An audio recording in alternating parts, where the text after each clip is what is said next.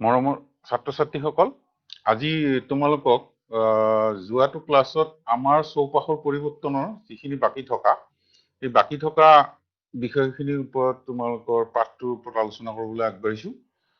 তোমালোকৰ আগৰ পাঠটো আছিল আমাৰ চৌপাশৰ পৰিৱৰ্তনবোৰ। আমাৰ চৌপাশৰ বিভিন্ন ধৰণৰ পৰিৱৰ্তন হয়, ইয়াৰ বিভিন্ন ধৰণৰ উদাহৰণ আগৰ ক্লাছত আগবঢ়োৱা হৈছে।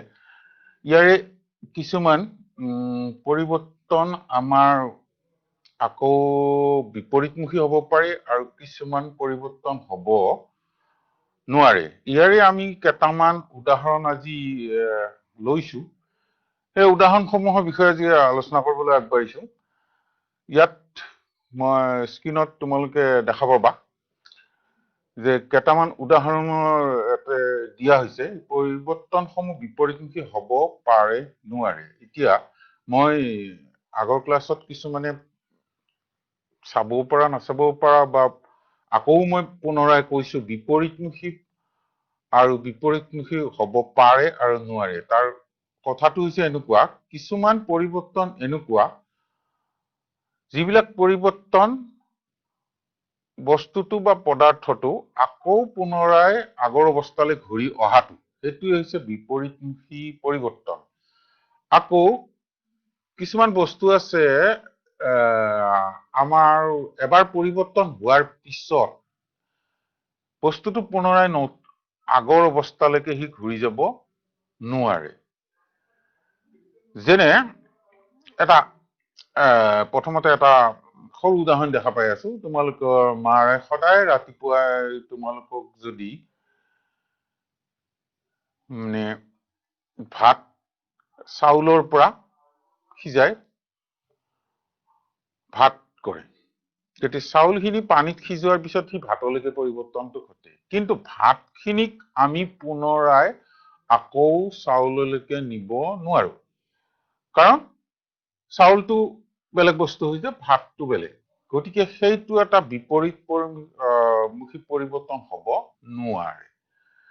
এতিয়া ইয়াত 11-12টামান উদাহৰণ দিছো। এই উদাহৰণসমূহৰ বিষয়ে আজি আলোচনা কৰিবলৈ আগবাঢ়িছো। ইয়াত প্ৰথম উদাহৰণটো দিছে যে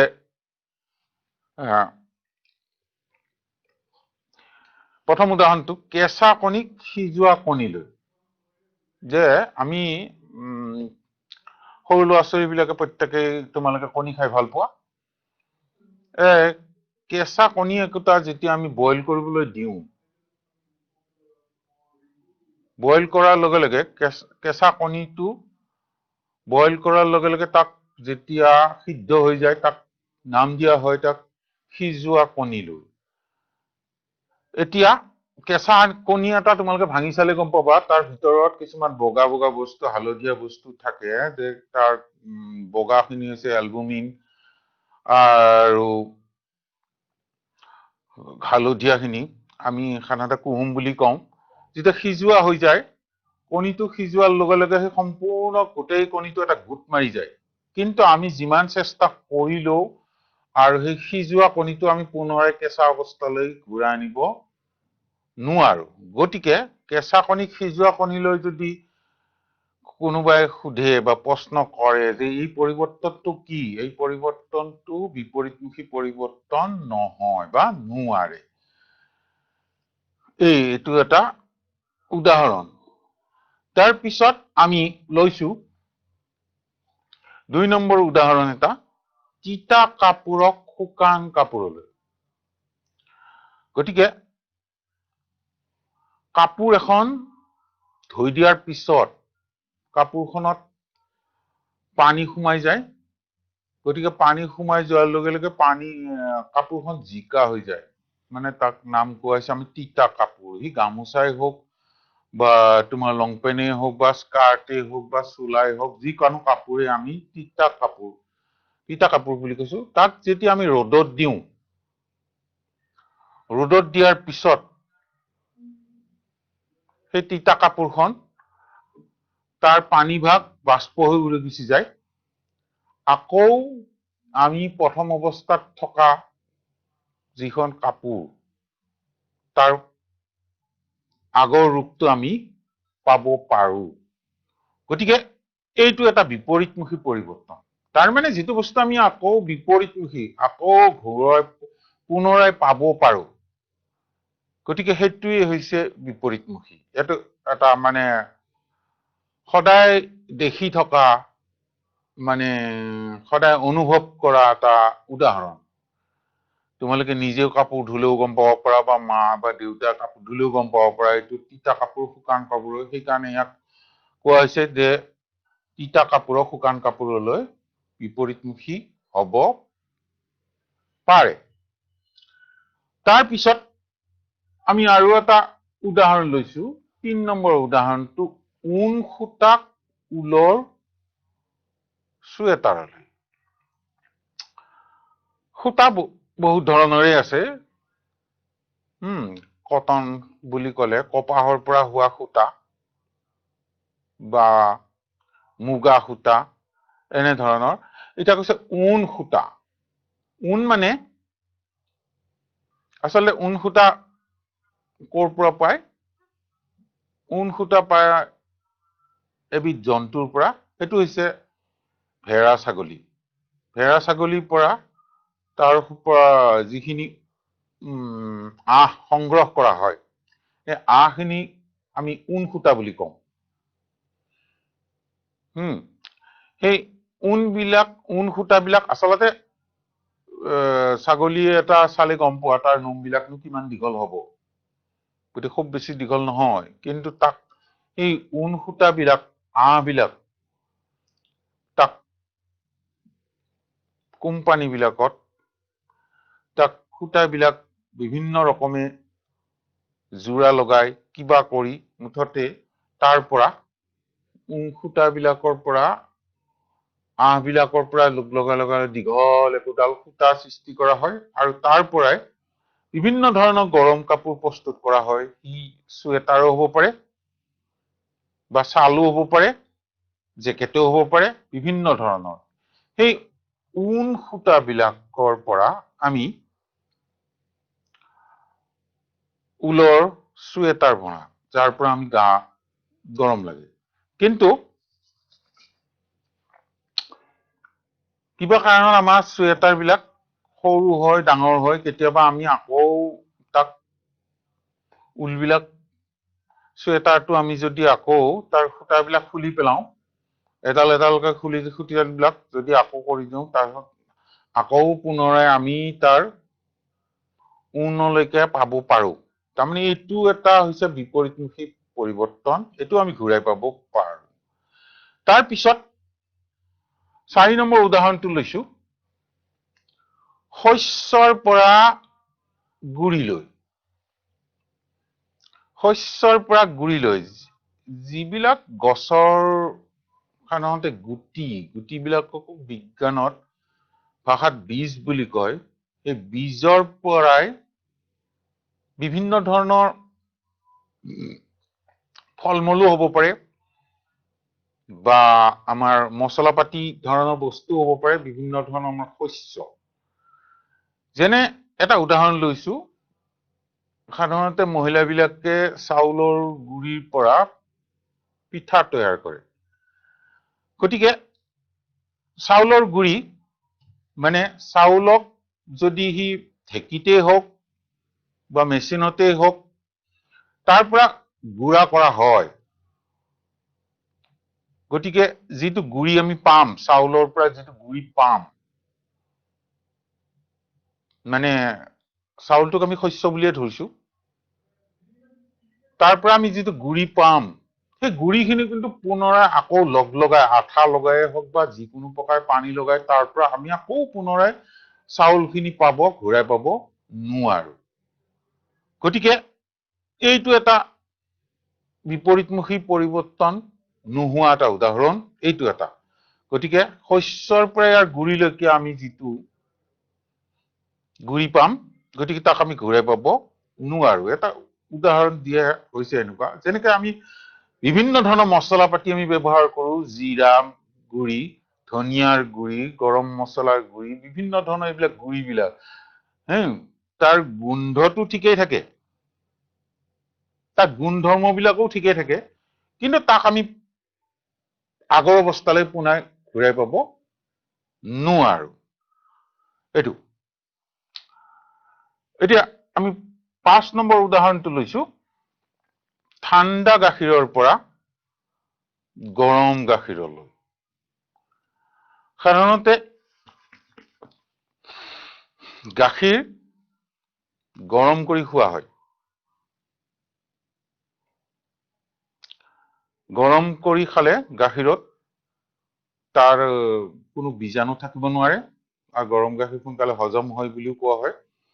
আৰু গাখীৰ গৰম কৰিলে সি ফাটি নাযায়, সেইটো কাৰণে আচলতে ঠাণ্ডা গাখীৰৰ পৰা গৰম গাখীৰ কৰা হয়। কিন্তু আমি গাখীৰখিনি ঠাণ্ডা হৈ আছে, আমি তাক গৰম কৰিলো, গৰম হল, সেই গৰম গাখীৰখিনি যদি কিছু সময়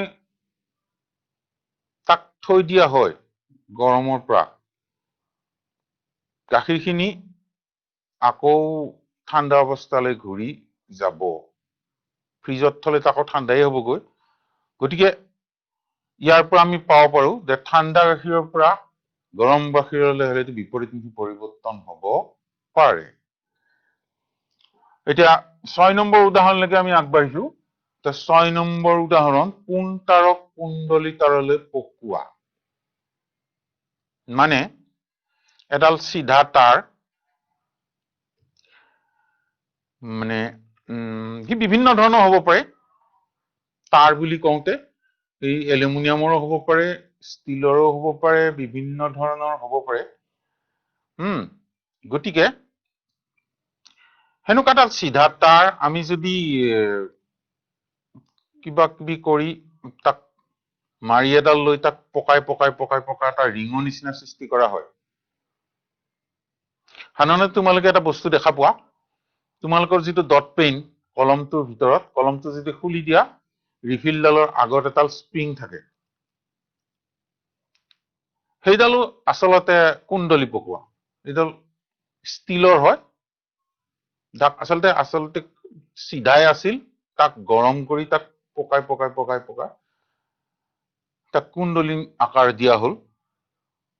কিন্তু সেই তাঁৰডাল যদি আমি আকৌ দুইফালে কিবা প্লাছেদি ধৰি বা কিবাহেদি ধৰি আমি যদি তাক সম্প্ৰসাৰিত কৰি দিওঁ, বহলাই দিওঁ, তেতিয়া সেই আকৌ পুনৰে আগৰ অৱস্থালৈ আমি ঘূৰাই পাব পাৰো।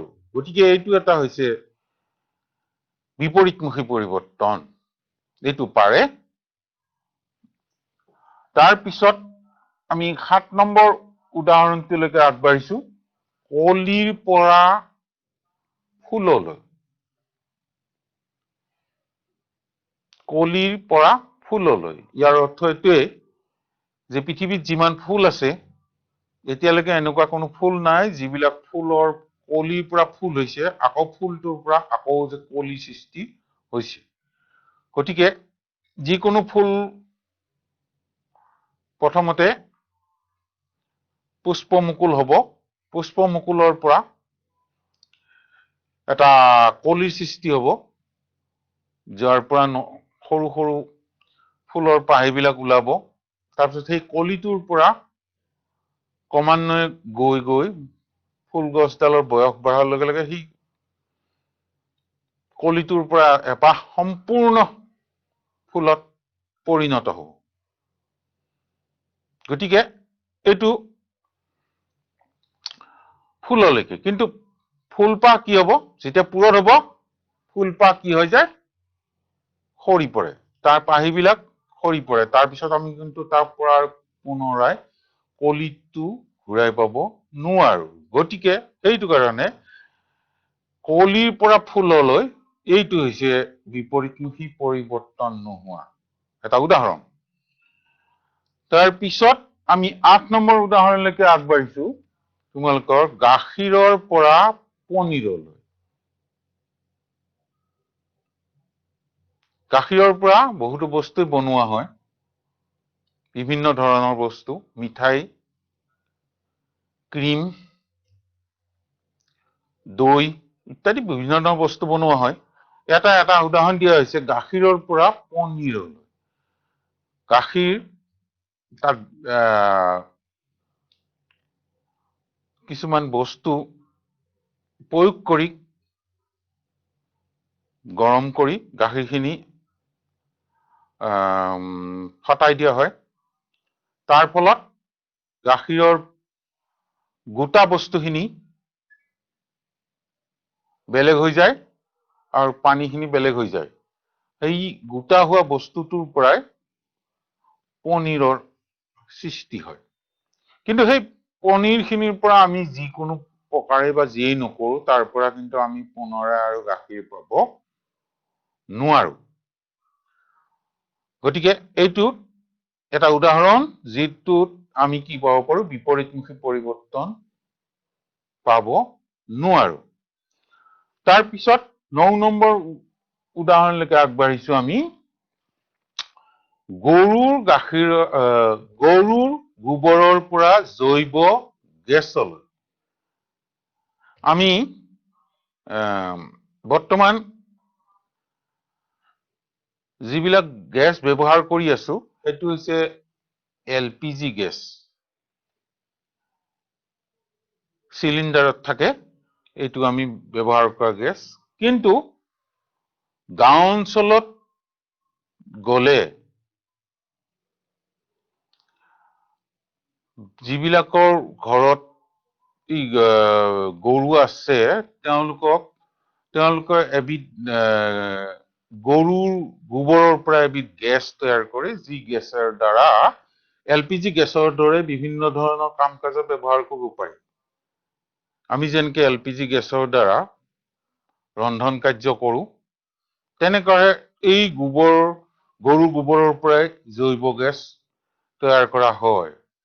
মানে এটা বৰ ডাঙৰ মাটিৰ তলত এটা বৰ ডাঙৰ টেংকি এটা সাজি লৈ বায়ুৰুদ্ধ কৰি তাত প্ৰত্যেক দিনেই কেঁচা গোবৰ যদি তাত দি থকা হয়, সেই কেঁচা গোবৰৰ পৰাই এবিধ গেছৰ সৃষ্টি হয়। সেই গেছটোৰ নাম হৈছে জৈৱ গেছ। সেই গেছৰ দ্বাৰা আমি ৰন্ধন কাৰ্য কৰিব পাৰো, বিভিন্ন ধৰণৰ কাম কাজ কৰিব পাৰো। এই জৈৱ গেছটোৰ পৰা কিন্তু পুনৰাই আমি আকৌ ওলটাই গোবৰখিনি পাব নোৱাৰো। গতিকে এইটো বিপৰীতমুখী পৰিৱৰ্তন নহয়। তাৰ পিছত 10 নম্বৰ উদাহৰণ লৈছো, কাগজৰ পৰা পুৰা কাগজলৈ। কাগজ এখিলা আমি যদি জুই জ্বলাই দিওঁ, কাগজখিলা যি ৰঙৰে নাথাকক, ৰঙাই হওক, নীলাই হওক, কলাই হওক বা বগাই হওক, তাক জুই লগোৱাৰ পিছত তাৰ ৰংটো কলা হবগৈ, ছাইত পৰিণত হব। সেই ছাইখিনি আমি কোনোপধ্যে তাৰ পৰা আৰু পুনৰাই যি ৰঙৰে কাগজ আছিল সেই কাগজখন আমি ঘূৰাই পাব নোৱাৰো। এইটো আচলতে এটা ৰাসায়নিক পৰিৱৰ্তন ঘটি যায়। গতিকে এইটো বিপৰীতমুখী পৰিৱৰ্তন নহয়। এইটো তাৰপিছত 11 নম্বৰ উদাহৰণটোলৈকে লৈছো, টানি ধৰা ৰবৰ বেণ্ডক ইয়াৰ আগৰ আকাৰলৈ অনা। এডাল ৰবৰডালক যদি আমি দুইফালে এনেকে হাতেৰে টানি ধৰো অলপ সময়ৰ কাৰণে, আকৌ যদি আমি লাহেকে এৰি দিলো, তেতিয়াহলে ৰবৰডাল পুনৰাই আগৰ অৱস্থাৰ ৰূপটো পাম। গতিকে ইয়াৰ পৰা গম পাব পাৰি যে এইটো এটা হৈছে বিপৰীতমুখী পৰিৱৰ্তন।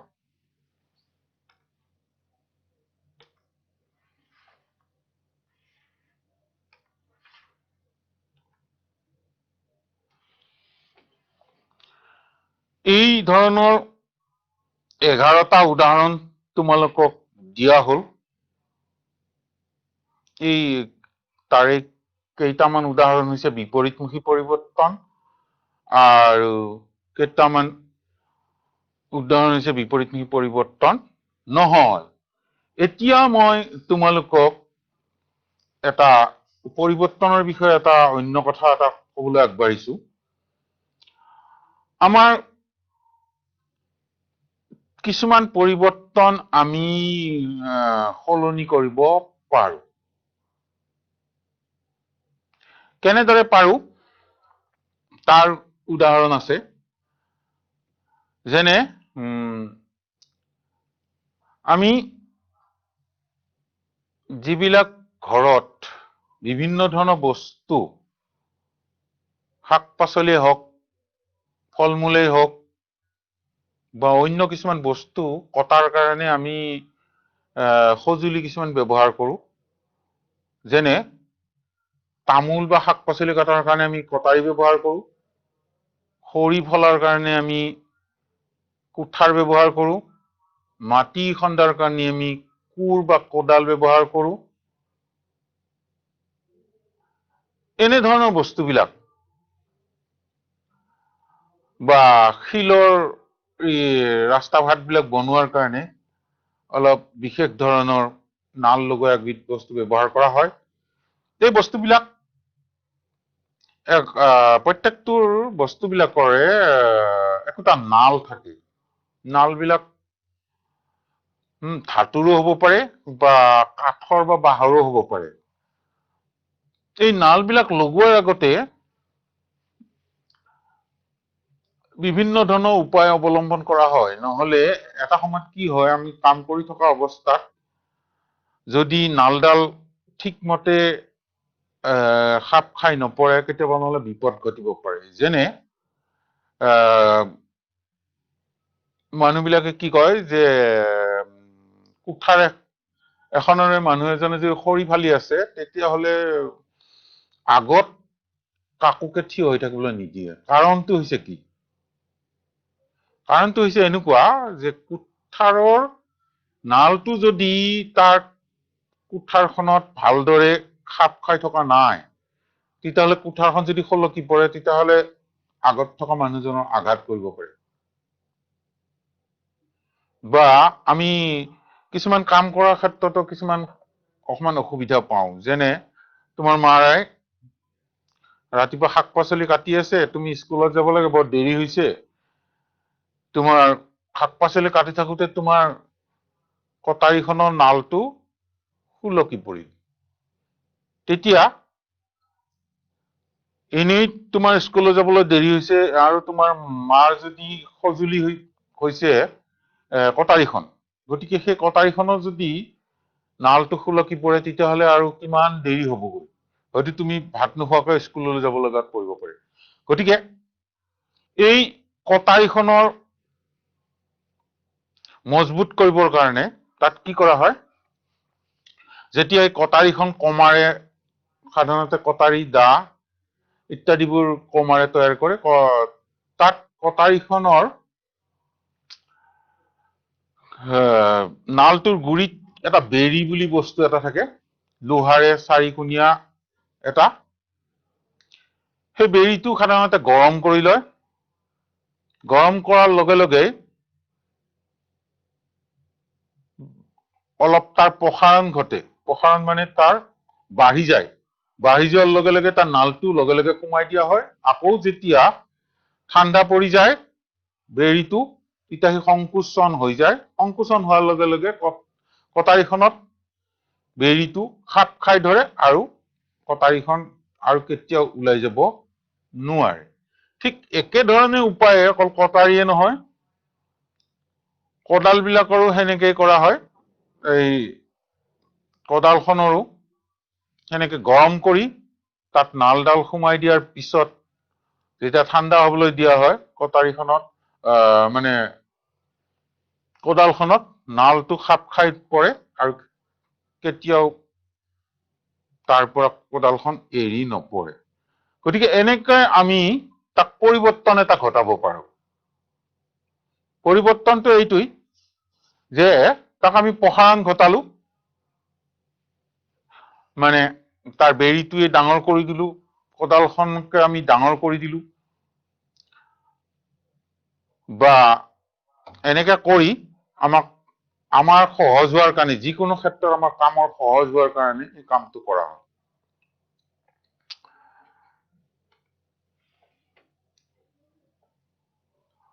ইয়াত তোমালোকৰ কটাৰীখনৰ ছুৰী এখন দেখুওৱা হৈছে। সাধাৰণতে এইটোকে বেৰী বুলি কোৱা হয়। এইটো বেৰী। এইটোকে যেতিয়া গৰম কৰা হয়, গৰম কৰিলে এইখিনি গৰম কৰাৰ লগে লগে এই বস্তুটো গৰম কৰাৰ লগে লগে প্ৰসাৰণ ঘটে। প্ৰসাৰণ ঘটাৰ লগে লগে কটাৰীখনৰ সোমাই দিয়া হয়, এই নলটো সোমাই দিয়াৰ লগে লগে সি নিকপকপীয়া হৈ যায় আৰু কেতিয়াও সি ওলাই নপৰে।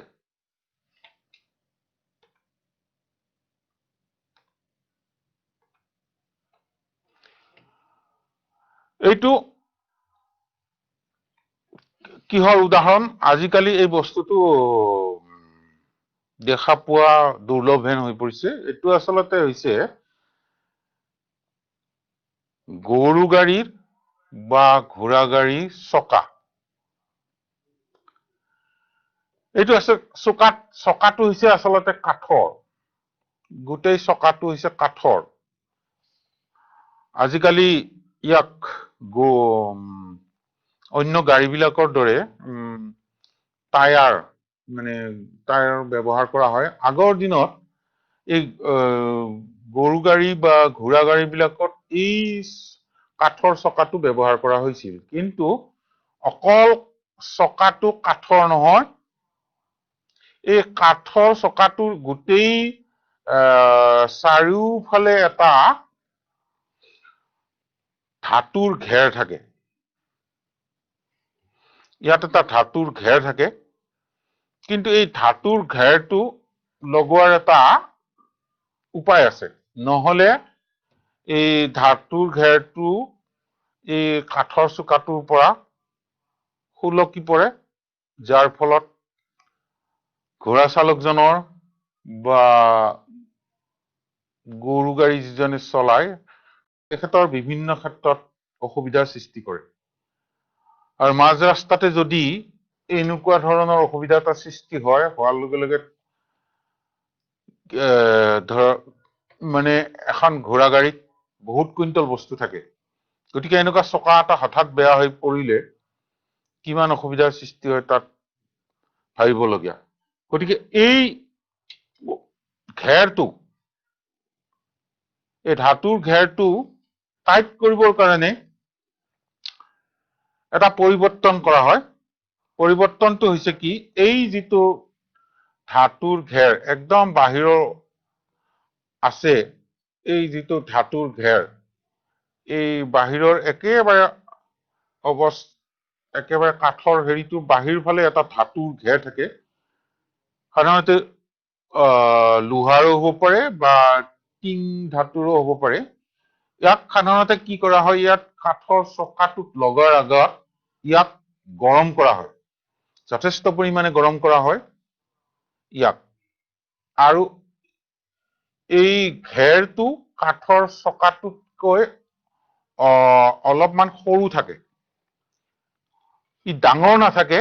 ইয়াক এনেদৰে সজা হয় যাতে কাঠৰ চকাটোতকে ঘেৰটো অলপ সৰুহে হয়। কিন্তু তাক লগোৱাৰ উপায়টো কেনেকুৱা? ইয়াক গৰম কৰা হয়, তাপ দিয়া হয়। গৰম কৰাৰ লগে লগে ইয়াৰ আচলতে সম্প্ৰসাৰণ ঘটে। ই সম্প্ৰসাৰণ হৈ কি হৈ যায়গৈ? ই গৰম হয়। গৰম হৈ এই চকাটোৰ তাৰ পৰিধি ডাঙৰ হৈ যায়।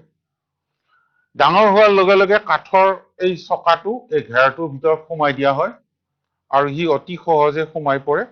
সোমাই পৰি যেতিয়া তাক পানী ঢালি দিয়া হয় ঠাণ্ডা কৰিবৰ কাৰণে, বা অলপ সময় এনেই থৈ দিলে ই কাঠৰ চকাটোত এই ঘেৰটো অতি সহজে খাপ খাই পৰে। আৰু ই এনেকে ধৰণে খাপ খাই পৰে, তাৰ পৰা আৰু কোনোপধ্যে তাৰ পৰা উলিয়াব নোৱাৰি।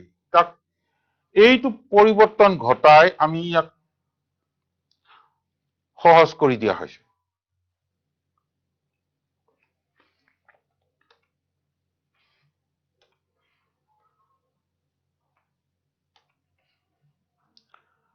এতিয়া আমি এই পাঠটোৰে অকমান বেলেগ ধৰণৰ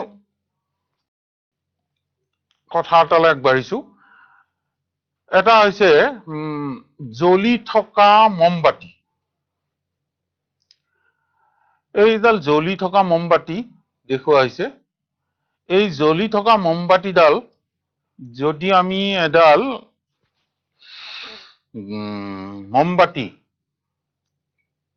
ধৰা হ'ল মমবাতিডাল 4 ইঞ্চি মান দীঘল, তাক এটা ঠাইত টেবুল এখনত ধৰা আমি জ্বলাই থিয় কৰাই থৈ দিলো আৰু ইয়াক কিছু সময় আমি নিৰীক্ষণ কৰিলো।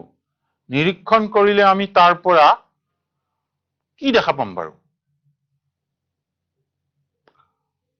এই জ্বলি থকা মমবাতিডাল যদি আমি কিছু সময় নিৰীক্ষণ কৰো, তেতিয়াহ'লে এটা কথা আমি মন কৰিম যে মমবাতিডাল জ্বলি আছে আৰু সি লাহে লাহে লাহে লাহে লাহে লাহে ছুটি হৈ গৈ আছে। এতিয়া প্ৰশ্নটো হ'ল, মমবাতিডাল কিয় ছুটি হৈ গ'ল আৰু জ্বলি কি হৈ গ'ল বাৰু? বস্তুখিনি কলৈকে গ'ল? আৰু এইটো আমি যদি আগৰ কথালৈকে যাওঁ যে ই বিপৰীতমুখী পৰিৱৰ্তন হ'ব পাৰে নে নোৱাৰে। এতিয়া আমি যদি এই কথাটো ভালদৰে নিৰীক্ষণ কৰো, তেতিয়াহ'লে আমি ভালদৰে চালে গম পাম যে মমবাতিডালৰ মাজত এডাল সূতা থাকে। এই সূতাডাল আচলতে দিয়াচলাইডাল দি আমি যদি জ্বলাই দিওঁ, এই মমবাতিডাল জ্বলে। তাৰপিছত ইয়াৰ যি ধৰণৰে শিখা উৎপন্ন নহওক, বিভিন্ন ধৰণৰ তাৰ শিখাৰ তৰপ আছে, মানে ৰঙা, কলা, হালধীয়া, বগা, এনেকুৱা ধৰণৰ তাৰ মমবাতিডাল শিখা যিয়ে নাথাকক, এই মমবাতিডাল জ্বলি থাকিব আৰু এটা সময়ত পুৰি পুৰি গৈ থাকিব। কিন্তু আমাৰ প্ৰশ্নটো হ'ল কি, এই জ্বলা মমবাতিডাল পুৰি কি হ'ল আৰু ইয়াক আমি পুনৰাই ঘূৰাই পাব পাৰো নেকি? এই মমবাতিডাল পুৰি পুৰি পুৰি এটা সময়ত শেষ হৈ যাব, কিন্তু তাৰ পৰা আমি আৰু মমখিনি ঘূৰাই পাব নোৱাৰো। গতিকে এই যদি মমবাতিডাল পুৰিয়ে শেষ হ'ল, তেনে এই মমখিনি গ'ল কলৈ? এই মমখিনি আচলতে অক্সিজেনৰ লগত বিক্ৰিয়া কৰি ই কিছুমান জলীয় বাষ্পত পৰিণত হ'ল আৰু ই বায়ুৰ লগত মিহলি হৈ গুচি গ'ল। গতিকে ইয়াৰ পৰা আমি আকৌ জ্বলি যোৱা মমডালৰ পৰা আমি পুনৰাই আমি মমখিনি ঘূৰাই পাব নোৱাৰো, কাৰণ ই বিপৰীতমুখী পৰিৱৰ্তন নহয়। এইটো এই মমডালৰ পৰা কোনোবাই যদি সুধিব পাৰে যে জ্বলি থকা মমবাতি এডালৰ পৰা আমি আকৌ মম পাব পাৰো। কেতিয়াবা কি হয়, মমবাতি এডাল জ্বলি থাকোতে অকমান যদি তেৰা হয় বা হালি থাকে, তেতিয়াহ'লে তাৰ পৰা জ্বলি থকা গলা মম অলপ অলপ কিছু তাৰ পৰা ওলাই আহে, কিন্তু সেইখিনি আমি আকৌ পুনৰাই ঘূৰাই পোৱা মম বুলি আমি ধৰিব নোৱাৰো।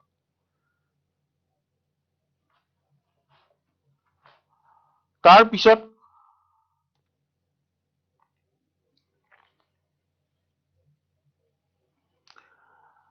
জ্বলি থকা মমবাতিডালৰ ইয়াত তোমালোকৰ এটা ছবি আঁকি দেখুৱাই দিয়া হৈছে। এইডাল মমবাতি জ্বলি থকা, ইয়াৰ পৰা কি কি হৈছেগৈ, মানে তাপ উৎপন্ন হৈছে, কাৰ্বন ডাই অক্সাইড উৎপন্ন হৈছে, অক্সিজেন উৎপন্ন হৈছে, অক্সিজেন লগ লাগি। গতিকে এনেকুৱা কিছুমান বস্তু আমি পাম জ্বলি থকাৰ পিছত। তাৰ পৰা আমি কাৰ্বন ডাই অক্সাইড গেছ পাম,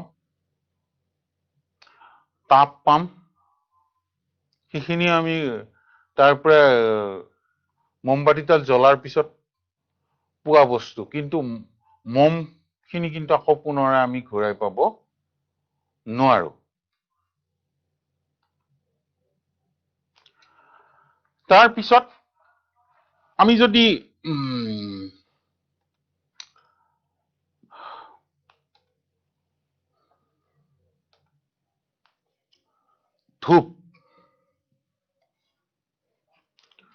ধূপ এডাল যদি আমি জ্বলাও,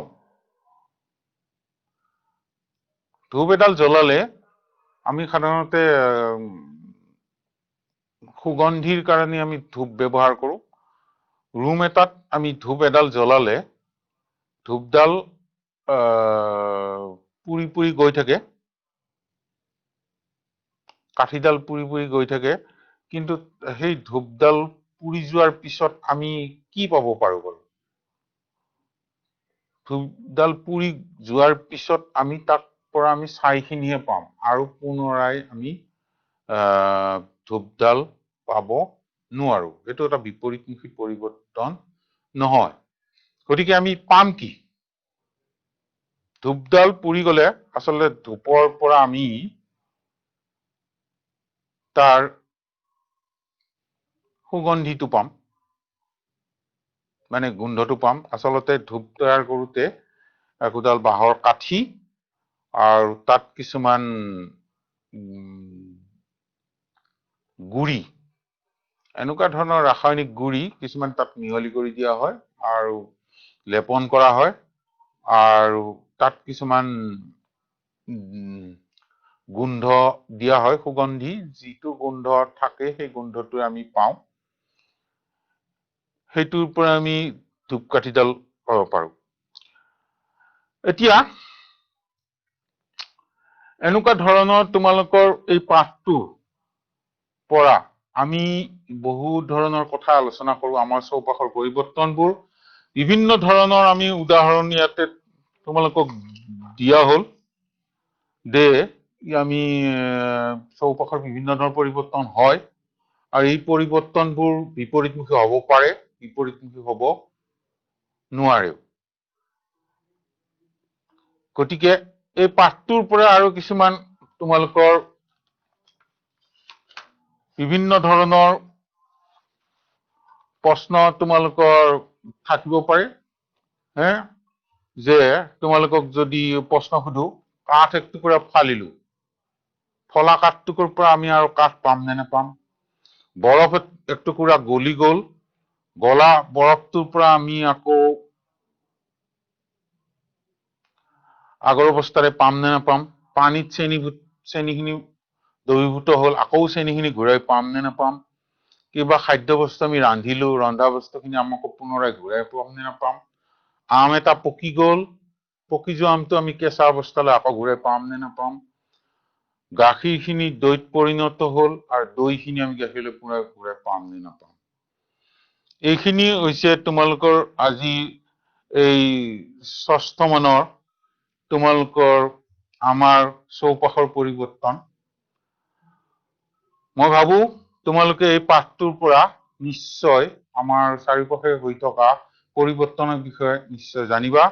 এতিয়া মই এটা তোমালোকৰ গুৰুত্বপূৰ্ণ কথাৰ বিষয়ে ক'বলৈ আগবাঢ়িছো। বৰ্তমান গোটেই পৃথিৱীতে বৰ ভয়ানক হৈ পৰা COVID-19 এই বীজাণুটোৰ পৰা তোমালোকে সদায় সুৰক্ষিত হবলৈ উপায় অৱলম্বন কৰিবা। তোমালোকৰ যিটো বয়স, পৰাপক্ষত তোমালোকে ঘৰৰ বাহিৰত কোনো জৰুৰী কাম কাজ নাথাকিলে ঘৰৰ বাহিৰত তোমালোকে নোলাবা, আৰু কিবা কাৰণত ওলাব লাগিলেও তোমালোকে মাস্ক এখন সদায় ব্যৱহাৰ কৰিবা, আৰু কোনোবা কাৰণত মাস্ক নাথাকিলেও ৰুমালে হওক বা গামোচাই হওক মুখখন ঢাকি তোমালোকে চেষ্টা কৰিবা, কাৰণ এই বীজাণুটো অন্য বীজাণুৰ তুলনাত গধুৰ বাবে সি বেছি দূৰলৈকে 1 মিটাৰতকৈ বেছি দূৰলৈকে যাব নোৱাৰে, যাৰ কাৰণে কিন্তু তাতকৈ ওচৰত থকা একজন ব্যক্তিৰ ওচৰলৈ সংক্ৰমিত হ'ব পাৰে। বৰ্তমান গোটেই পৃথিৱীতে এই বীজাণুটোৰ ভয়াৱহতাৰ কাৰণে অজস্ৰ মানুহৰ মৃত্যু ঘটিছে। গতিকে এই সুৰক্ষাখিনি তোমালোকে যদি নিজে লোৱা আৰু নিজৰ সুৰক্ষিত হৈ পৰিয়ালত যিবিলাক তোমালোকৰ মা, দেউতা, ভাই, ভনী, যিমান তোমালোকৰ বংশ পৰিয়ালৰ মানুহ আছে, সকলোকে তুমি সুৰক্ষিত কৰিব পাৰিবা। এইখিনি কৈছো, আৰু এইখিনি নিয়ম যদি তোমালোকে মানি চলিব পাৰিবা, নিজৰ লগতে পৰিয়ালকো আৰু পৰিয়ালটোৰ লগতে গোটেই সমাজকো তোমালোকে ৰক্ষা কৰিব পাৰিবা। এইখিনিয়ে মোৰ আজি ক'বলগীয়া। ধন্যবাদ।